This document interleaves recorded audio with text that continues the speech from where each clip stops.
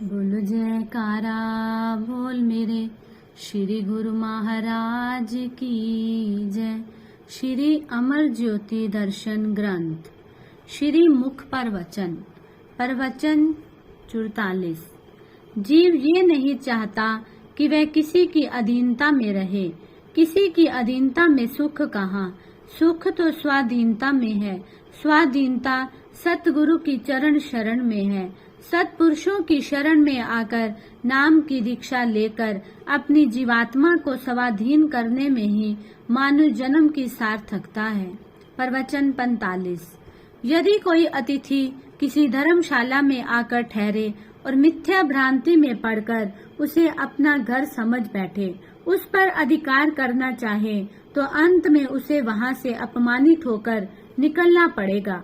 प्राय वस्तुओं पर जो अधिकार करना चाहे तो उसे ऐसा कौन करने देगा।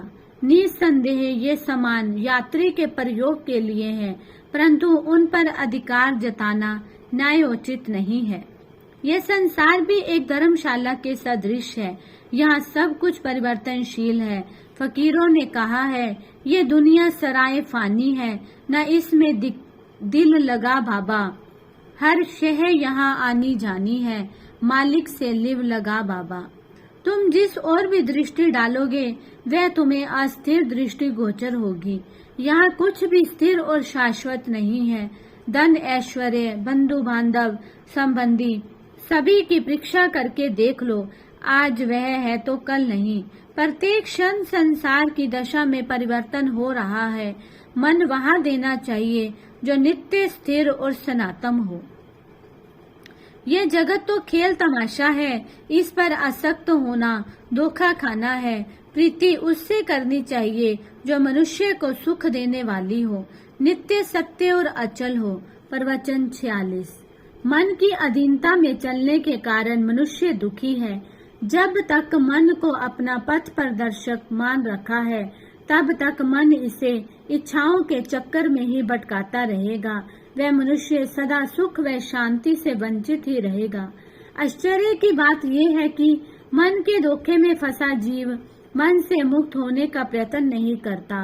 वह कामनाओं का दास बन जाता है। उसे कभी इसके पंजे से छुटकारा पाने का विचार तक नहीं आता। यह सत्पुरुषों का निर्णय है कि मन के नेतृत्व में जीवन यात्रा करने वाला मानव न कभी अभीष्ट लक्ष्य पर पहुंच सकता है और न ही तीन काल में सुख का मुंह देख सकता है।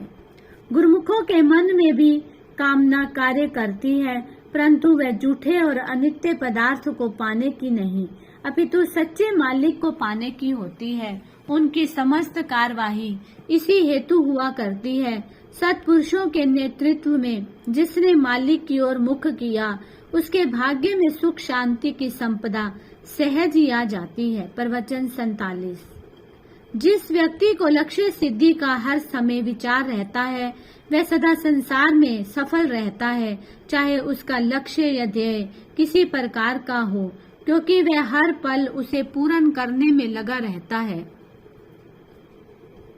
इसलिए वह अपने उद्देश्य को प्राप्त कर लेता है।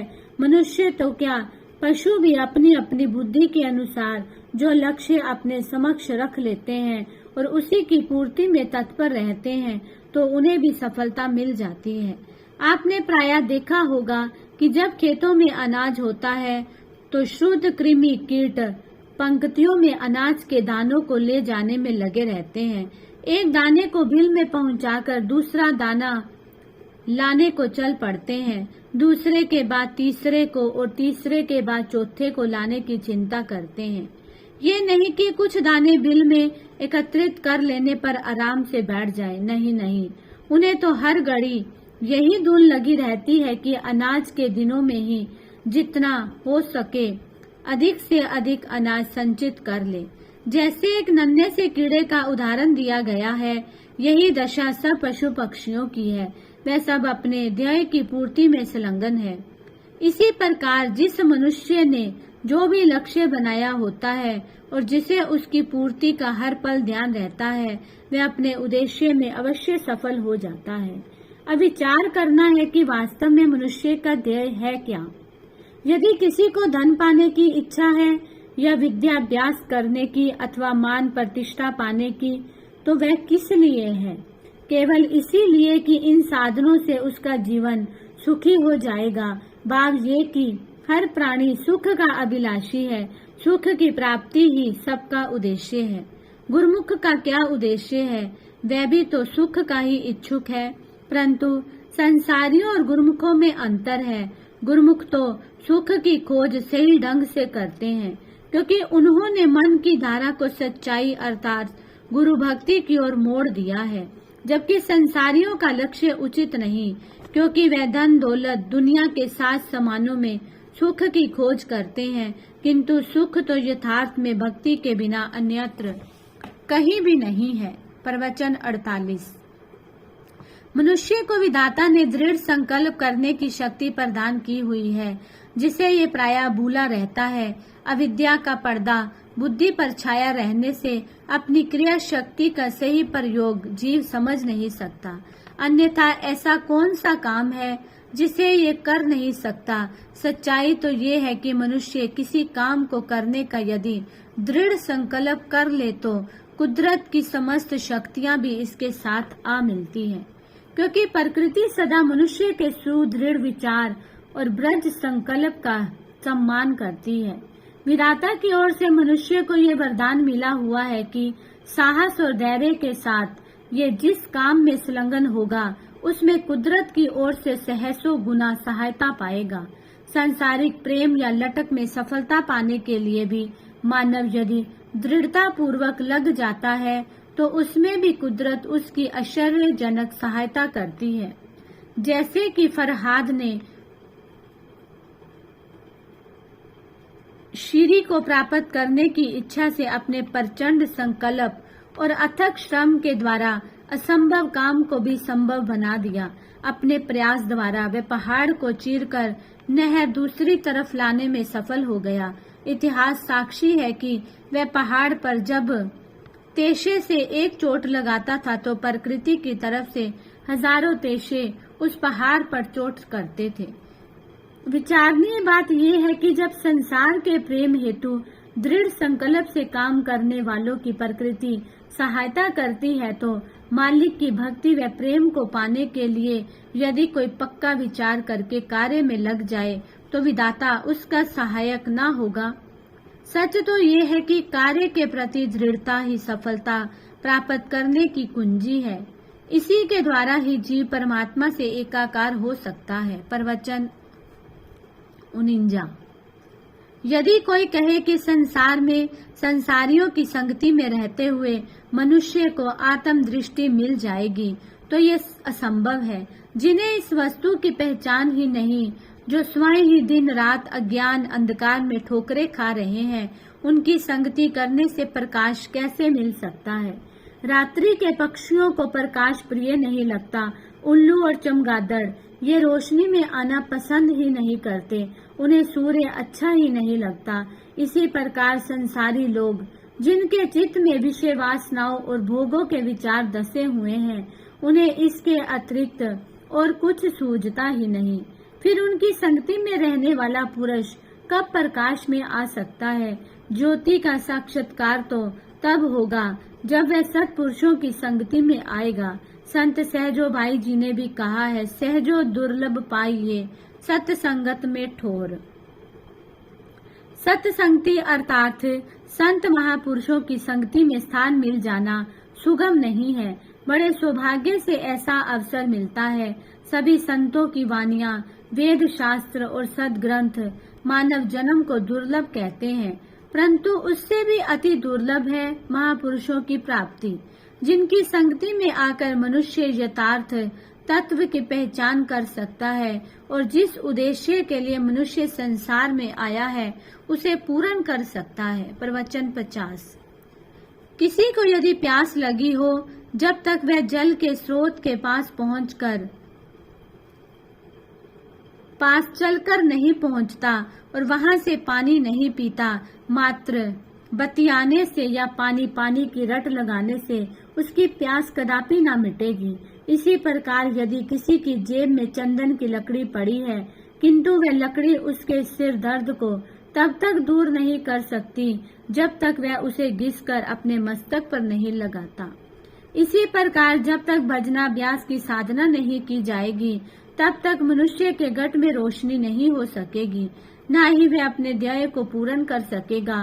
पूरा लाभ तो मनुष्य तभी उठा सकता है जबकि वह शब्द अभ्यास की साधना में निरत होगा। इस बहुमूल्य समय को व्यर्थ की बातों में नहीं बिताना चाहिए। सत्पुरुष फरमाते हैं दोहा, ये अवसर दुर्लभ महा, नित पाया नहीं जाए, जो अब के चेत्यो नहीं पछतावा रह जाए। इसी समय में मानव जन्म की प्राप्ति का लाभ उठाना है। महापुरुषों की संगति से अपने हृदय में ज्ञान की ज्योति जगानी है और अज्ञान के तिमिर को दूर करना है, जो कि सभी दुखों की जड़ है। सेवा, सत्संग, भजना, अभ्यास ही जीवन को सुखी और शांति में बनाने के साधन है। इन्हीं में आत्म कल्याण निहित है। प्रवचन 51। सुरती की धारा स्थान स्थान पर बटी हुई है, अर्थात ये माया के पदार्थों में, सांसारिक संबंधों में, बंधु बांधवों में, शारीरिक व इंद्रियों के विषयों में तथा जगत की मान प्रतिष्ठा को पाने में बिखर गई है। इसी कारण मनुष्य आकुल व्याकुल हो रहा है, कभी हर्ष और कभी शोक का बोझ सिर पर रखे फिरता है। कारण क्या कि यहाँ भी सुरती की धारा जाएगी, वैसे ही प्रभाव उसमें अवश्य में उत्पन्न होंगे। अब सुरती की इस बिखरी हुई धारा को एकत्रित करना है।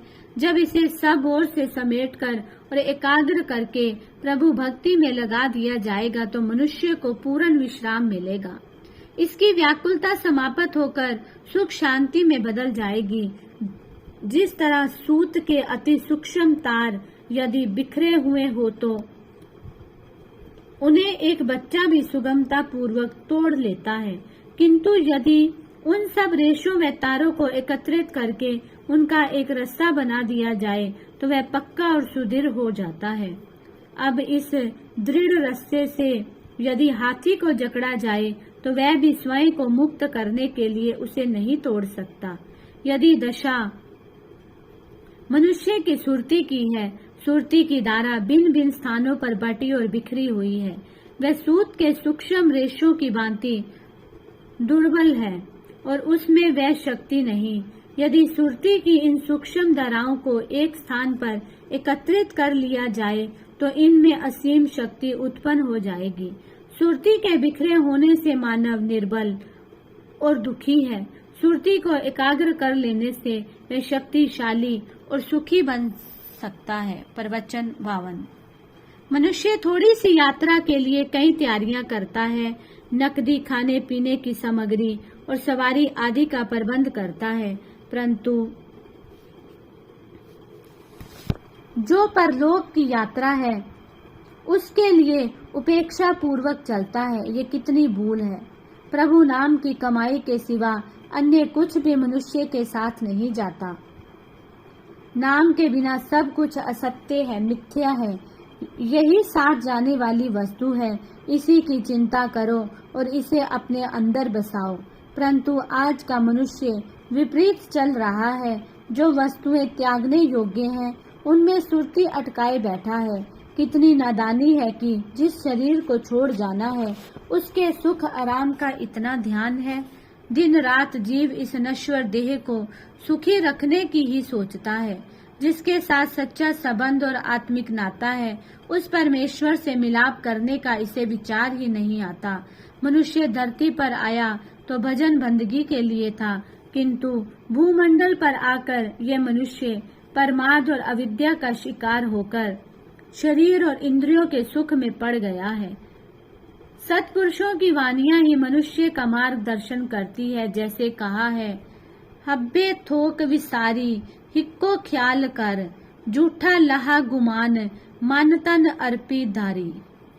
8 पहर सलाही सिरजन हार तू, जीवा तेरी दात कृपा करहु मु। सो काम कमाई जित मुख उजला, सोई लगे सच जिस तू देही अल्लाह। सो न डहंदो मूल सोदरु रास करी, हिक्को चित वसाई कदी न जाए मरी। तिन्हा प्यारा राम जो प्रभ भान्या, गुर प्रसाद अखत नानक वखान्या। ए जीव, संपूर्ण विचारों को एक ओर रखकर केवल एक प्रभु का ही ध्यान मन में रख। अपने अहंकार को छोड़कर अपना सर्वस्व उसी परमात्मा का समझ। जो कुछ तेरे पास है उसे परमात्मा की धरोहर समझकर प्रयोग में ला, किंतु इसमें चित ना अटका।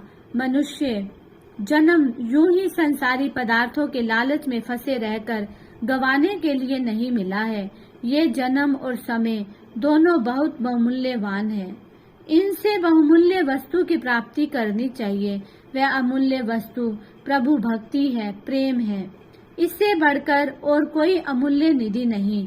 इसलिए विवेकशील सदा प्रभु भक्ति और प्रेम के याचक बने रहते हैं। बोलो जयकारा बोल मेरे श्री गुरु महाराज की जय।